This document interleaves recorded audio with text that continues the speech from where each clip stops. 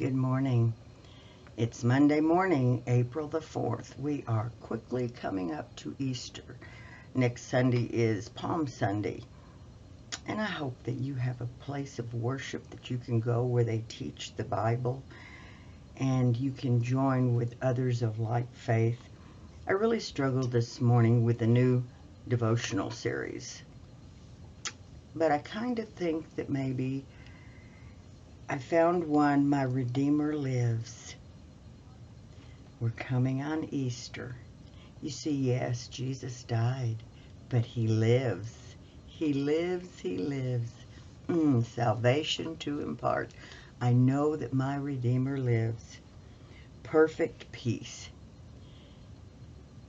John 14:27 says, Peace I leave with you. My peace I give you. Not as the world gives do I give. You see, peace is something that has to be inside. When everything around us is crumbling. When the world seems so chaotic. You can't buy peace. You can't get it in a bottle or a syringe or a pill. A friend shared with me that for years she searched for peace and contentment. And contentment does not mean to be satisfied where you're at and just sit there and go, well, I'm content. This is where I need to be. No. She and her husband built up a successful business. She was able to buy a big house, fancy clothes, expensive jewelry. But those possessions didn't satisfy her inner longing for peace. And her friendships didn't either.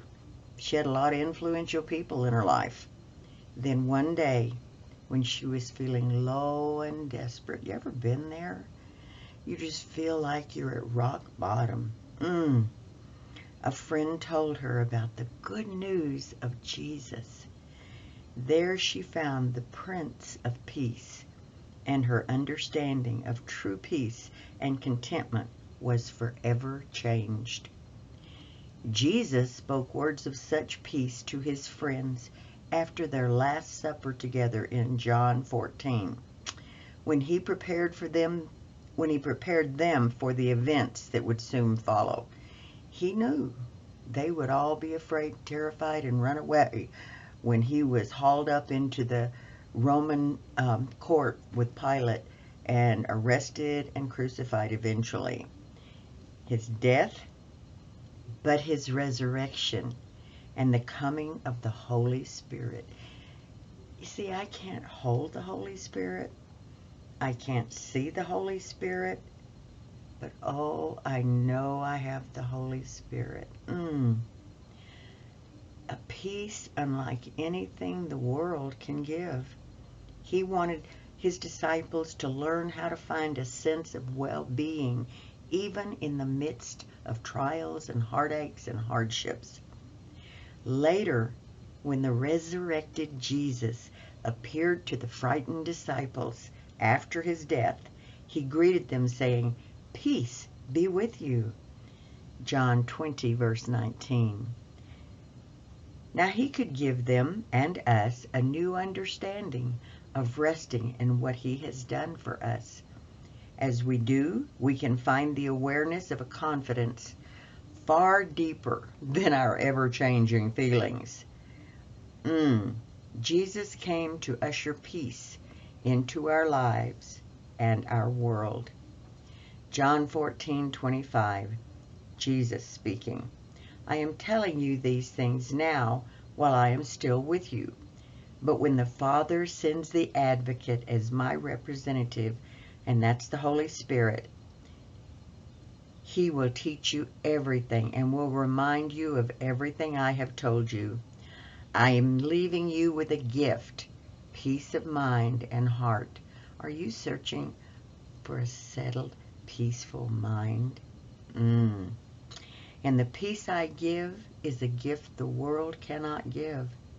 So don't be troubled or afraid. Remember what I told you. I am going away, but I will come back to you again. If you really love me, you'd be happy that I'm going to the Father, who is greater than I am. I have told you these things before they happen, so that when they do happen, you will believe. I don't have much more time to talk to you, because the ruler of this world approaches. He has no power over me, but I will do what the Father requires of me, so that the world will know that I love the Father. Wow. That's John 14:25 through 31. You see, Satan is alive and well on planet Earth, and he's seeing how many believers that he can drag down by causing things to happen in this world that we see right now, that's bringing chaos and famine and wars and rumors of wars, all foreseen in Revelations, foretold. I'm considering looking into a study on Revelations.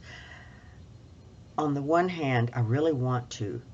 I've been listening to Dr. David Jeremiah on TBN, and he's talking about, he's great with biblical prophecy, and he points out all the things that we can see that are lining up.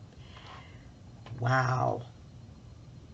I don't know that I'll ever be able to share anything like that on here. I might. Just praying about it. But I know that I'm going to get into a study on it. He has a book out called Signs, and I think I'm going to get it. Just an interesting thing that I want to know. I want to know. I don't know the day or the hour that Jesus is coming back, but I know the day, maybe not the specific hour, but I know the day I accepted him in my heart, and he's been there ever since. Even when I messed up, even when I screwed up, he is still, I have my salvation. My ticket is ready. It just doesn't have the date and time on it for heaven, because there is going to be a catching away. And I want you, whoever watches this, to get your ticket ready. If it's not ready, you better make sure it's ready, because this is the day the Lord's made.